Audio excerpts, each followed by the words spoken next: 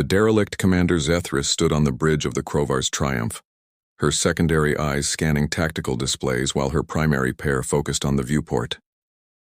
The Vector hegemony had ruled this sector for 3 centuries, and nothing surprised them anymore. Until today. "Commander, we're detecting a vessel," reported Sensor Officer Quilm, his antennae twitching with confusion. "It's drifting. No energy signature, no life signs. But the hull composition is unknown." Zethris approached the holographic display. The ship hung in space like a corpse, dark and silent. Its design was brutal, angular, industrial, covered in what looked like armor plating thicker than any civilian vessel would need. Weapon ports dotted the hull like the eyes of a spider. "Size?" she asked. "Approximately 800 meters. Mass suggests heavy construction." "Commander, there's something else." Quilm's voice dropped. "The materials aren't in our database. This isn't from any known species in the hegemony or beyond." A chill ran through Zethris's carapace. In 300 years, the Vector had catalogued every spacefaring species within 50 light-years. Every alloy, every design philosophy, every power signature. This was impossible. "Hail them," she ordered. Static filled the bridge. Nothing else. "Send a salvage team," Zethris decided. "Whatever this is, it belongs to the hegemony now." Within the hour, the salvage corvette Gleaming Talon approached the derelict. Captain Vorix commanded the boarding party personally. 6 Vector soldiers in full combat armor, equipped with plasma cutters and military-grade sensors. Hull designation visible, Vorix reported through the comm link. Letters. UCS. Then a word. "Harbinger." "Harbinger," Zethris repeated. The translator gave her nothing. "An unknown language, then. Proceed with boarding." The plasma cutters made quick work of an airlock. Atmosphere hissed out. Oxygen-nitrogen mix typical for carbon-based life. The interior was dark, emergency lights casting red shadows down empty corridors. "This is a warship," Vorix said, his voice tight. "Look at these corridors designed for rapid troop movement. Blast doors every 20 meters. These beings expected to fight on board their own vessels." Zethris leaned forward in her command chair. "What kind of species builds like that?" "A paranoid one," Tactical Officer Rennick muttered. "Or one that's seen boarding actions before." The team moved deeper. Their camera feeds showed weapons lockers empty, medical bays abandoned, crew quarters built for beings roughly 2 meters tall, bipedal with separate facilities for sleeping and hygiene. "Commander," Quilm interrupted, "I'm detecting a faint energy signature. It wasn't there before, it's growing." "Vorix report," Zethris snapped. "We're in what appears to be a command center. There's a central console, still active. Minimal power, but static crackled through the line. "Commander, text is appearing on displays." It's translating itself somehow. It says, "Security protocol initiated. Unknown biological signatures detected." Alarms shrieked across the Crovar's Triumph. Multiple energy spikes. Quilm shouted, "The derelict is powering up." Weapon systems coming online. No, not weapons. Something else. It's broadcasting on every frequency. "Commander, our sensors are..." The holographic displays died. Every screen on the bridge went dark for 3 heartbeats, then flickered back to life with half the resolution and a quarter of the range. "What just happened?" Zethris demanded. "The derelict hit us with some kind of electromagnetic pulse," Rennick said, his claws flying across the backup controls. "Localized, controlled. It didn't fry our systems, just blinded them. Sensors are operating at 30%. Long-range communications are scrambled. Vorix, get your team out of there now." "Already moving, Commander, but you need to see this." The camera feed stabilized, showing the command center walls. They were covered in star charts, detailed 3-dimensional projections of territory. "This is hegemony space, all of it. Every world, every station, every patrol route. They've mapped us." Zethris's blood ran cold. "How long has that ship been drifting?" "Hull scoring suggests recent combat," Vorix said, already running for the airlock. "Weeks old at most. Whatever did this to them, it didn't destroy the vessel. It's like they abandoned it in perfect working order." "Or they wanted someone to find it," Rennick whispered. The salvage team evacuated, sealing the airlock behind them. The Harbinger continued to drift, but now a single light pulsed on its hull. A rhythmic beacon, bright red like a heartbeat. "Commander, I'm picking up a transmission," Quilm said. "Audio only. It's repeating." "Play it." A voice filled the bridge. Deep, mechanical. speaking in a language that somehow their translators could now process.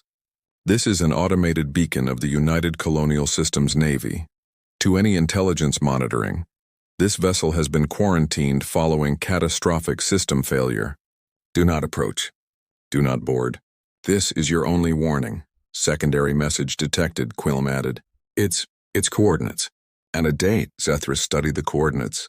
They pointed to a system 30 light-years away, one the hegemony had marked for colonization next year. The date was 2 weeks from now. They're not drifting by accident, she realized. They're waiting. This whole ship is a message. A message saying what? Rennick asked. Zethris watched the derelict's beacon pulse in the darkness. Somewhere out there, beings called humans had built this monster, had armed it, crewed it, and then deliberately left it here for someone to find. The sensor blackout hadn't been an attack. It had been a demonstration. It's saying they know we're here, Zethris answered. And they're coming. The warning fleet Admiral Corvus arrived within 12 hours, commanding the heavy cruiser Eternal Dominion and 3 support vessels. The Vector hegemony didn't tolerate mysteries, and a derelict warship from an unknown species definitely qualified. Zethris briefed him in the conference room, the holographic projection of the Harbinger rotating slowly between them. You're telling me this ship disabled our sensors with a defensive mechanism? Corvus's mandibles clicked skeptically. And you believe it was left here intentionally? The evidence supports it, Admiral. The star charts, the working beacon, the coordinates. Then we destroy it. Corvus slammed his claw on the table. 1 plasma torpedo, problem solved. With respect, Admiral, destroying it might be exactly what they want. This ship is intelligence. We need to understand what we're dealing with. Corvus studied the projection. You said the beings are called humans? That's what the language database suggests. The translator was able to parse their written language after exposure to the ship's systems. It's sophisticated, multiple dialects but with a common structure that suggests a unified government or alliance. United Colonial Systems, Corvus read from the report. That implies multiple worlds, multiple colonies. Yet we've detected nothing in the surrounding sectors. Perhaps they're further out than we thought, Zethris suggested. Or perhaps they've been watching us. Corvus dismissed the idea with a wave. I'm sending in a full analysis team. Military engineers, xenolinguists, tactical specialists. We'll strip this ship down to its bones and learn everything. Sir, the warning message is a bluff, Corvus interrupted, designed to frighten primitive scavengers. We are the Vector hegemony. We don't frighten. The analysis team boarded the Harbinger 48 hours later. Zethris watched from the bridge, her unease growing with each report. Hull construction is revolutionary, the chief engineer reported. Layered armor with kinetic dispersal matrices. Whoever built this expected to take sustained fire and keep fighting. Computing systems are beyond our current technology, the cybernetics officer added. Quantum processing, artificial intelligence subroutines, and something else, adaptive learning algorithms that evolve in response to threats. Weapons loadout includes mass drivers, missile pods, and something called directed energy lances. Tactical analysis continued. We can't activate them without risk of damaging the ship, but the power requirements suggest yield equivalent to our heavy cruiser main batteries. On a vessel 1/3 the size, Corvus frowned. How does such a small ship generate that much power?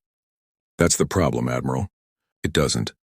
The reactor we found is operating at minimal capacity. There should be a primary reactor somewhere, but we can't locate it. It's like the ship is hiding its own heart. Zethris pulled up the internal schematics.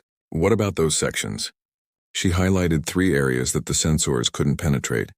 Electromagnetic dead zones.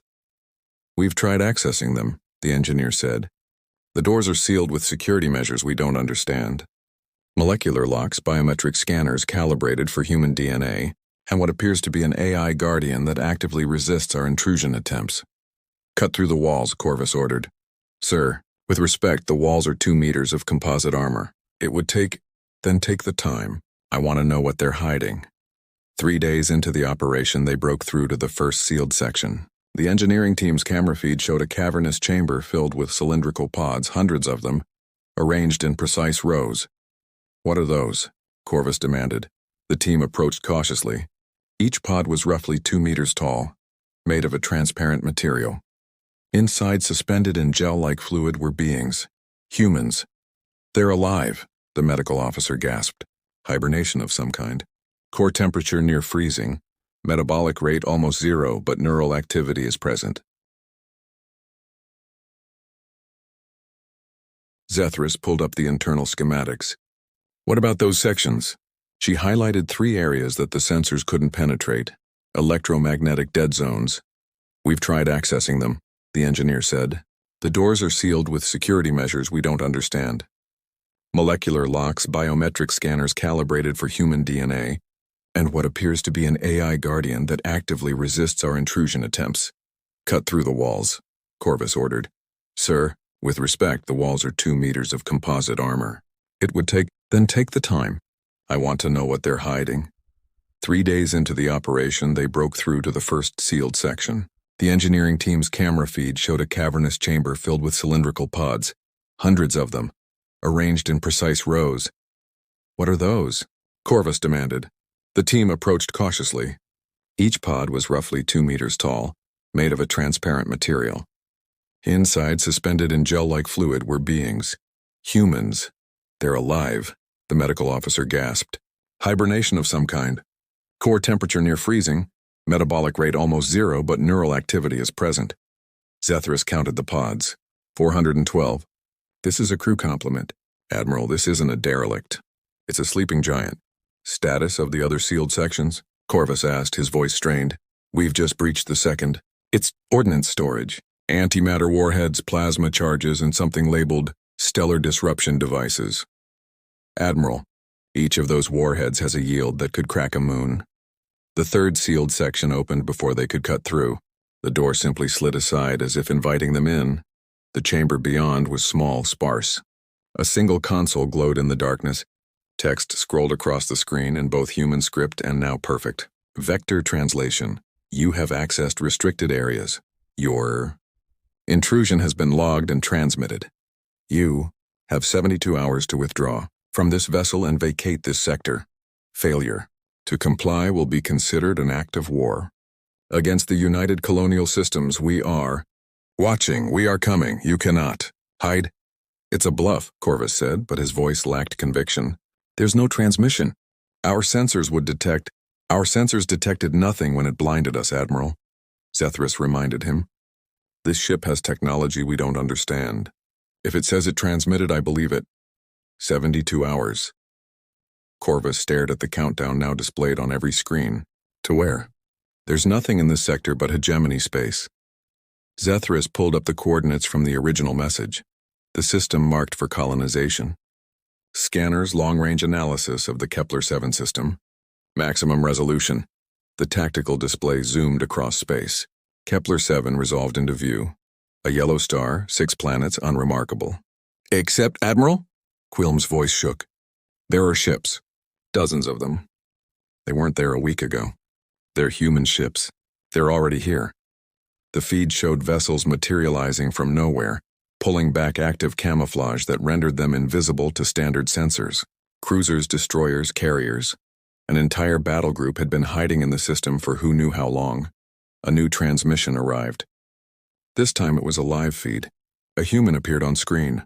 A female, gray hair pulled back, uniform crisp, eyes cold and calculating. I am Admiral Catherine Voss of the United Colonial Systems Navy. You have violated our quarantine warning. You have boarded a UCS military vessel without authorization. You have accessed classified systems and compartments. She paused. Normally this would be an act of war, but we're not unreasonable. You have 68 hours to leave that ship and withdraw to your previous patrol zones. Consider this your education on humanity. We don't leave things behind by accident. We leave them as lessons. The transmission ended. Corvus stood frozen. Zethris felt her own fear reflected in every officer on the bridge. The humans had been here all along, watching, waiting. The Harbinger wasn't a derelict, it was bait. A test to see how the Vector would respond.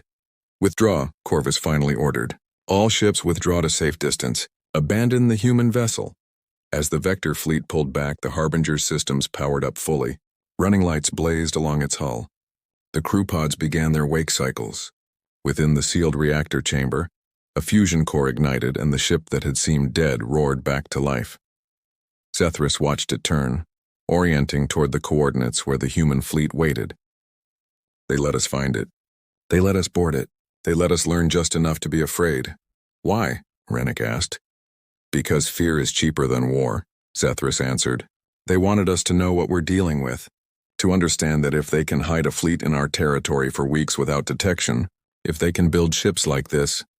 She gestured to the Harbinger as it activated thrusters and began moving away. Then fighting them would be suicide. The Harbinger jumped to FTL, vanishing in a flash of twisted space. Corvus sat heavily in his command chair. Send a message to Hegemony Command. Priority 1, tell them we've made contact. And tell them we need to talk about diplomacy. Zethris looked at the empty space where the human ship had been. Somewhere out there, humanity was expanding, building, preparing. They'd given the Vector a gift today, not the ship itself, but the knowledge of what they were capable of, and the understanding that the hegemony was no longer the apex predator in this region of space. The age of human supremacy had just announced itself, and the galaxy would never be the same.